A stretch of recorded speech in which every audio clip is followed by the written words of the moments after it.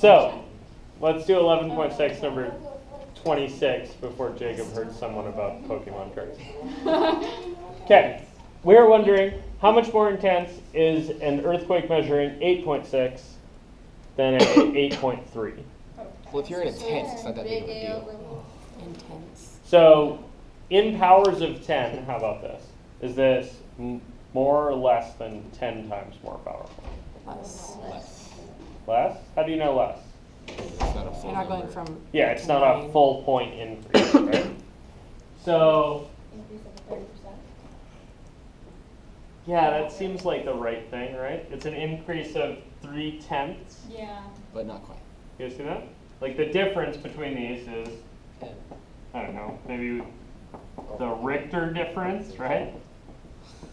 Is 8.6 minus 8.3 gives you 0.3.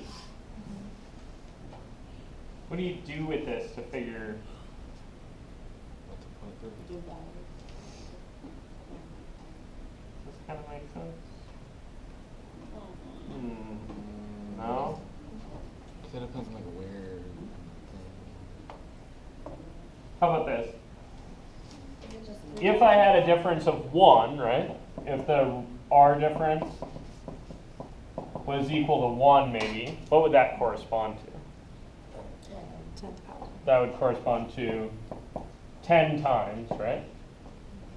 If the Richter difference was 2, what would that correspond to? 100 times? Okay. Mm. Is it just So- decimal power? You would 0.3 times 10 to the whatever power that Richter is at. Close. Dang. It should be, do you guys see what I'm doing with the Richter difference? I'm putting it in the exponent of a 10 to figure out how much more powerful, right? Mm-hmm. So, here's a difference. Let me put it in the exponent of a 10. You guys see that? And why would I do this? Well, because the Richter scale, right, is a log of something. So it's counting powers of 10. So if there's a difference of 0.3, that means there was a distinction of 3/10 of a power of 10. So what's 10 raised to the 0.3? A number. Almost 2?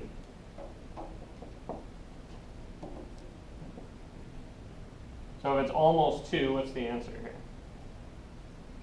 Increase is 2, approximately 2. Yeah, Just almost double as powerful. You guys see that?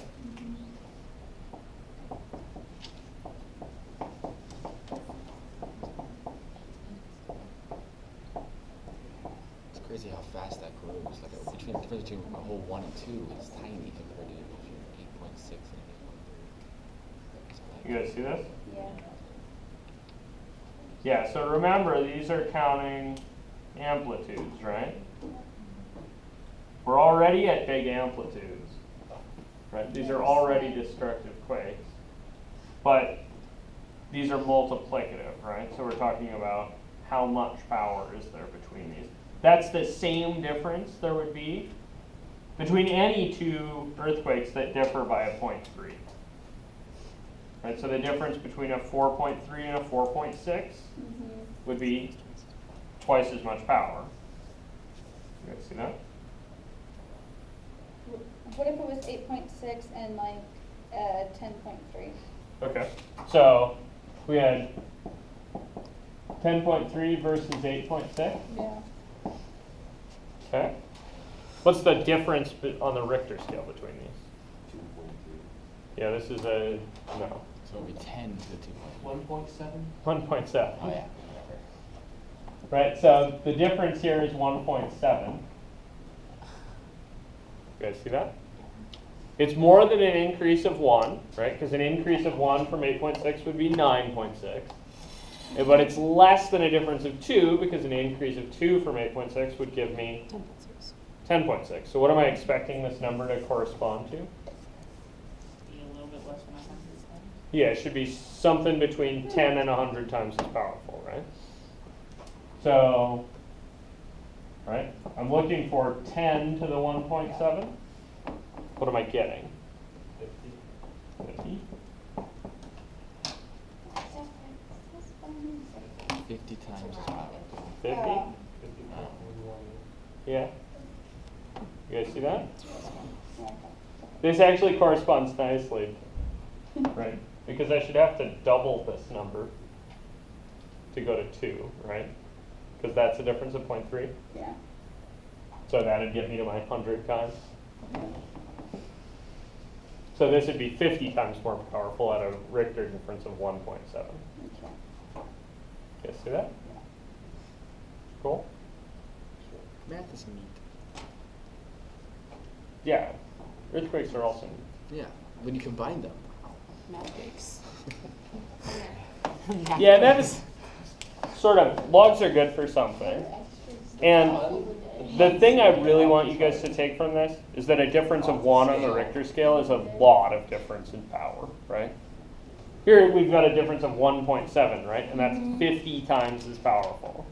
So when we're talking about a 4 versus a 5.7, 4 is, you can feel it, you can maybe hear it, as long as you're right next to it. 5.7 wrecks some stuff up.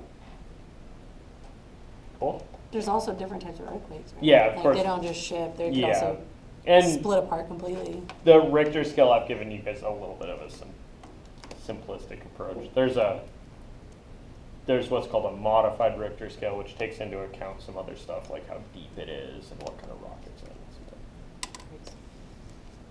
But this is the like simple one that we use until the 70s or something. Still a good approximation.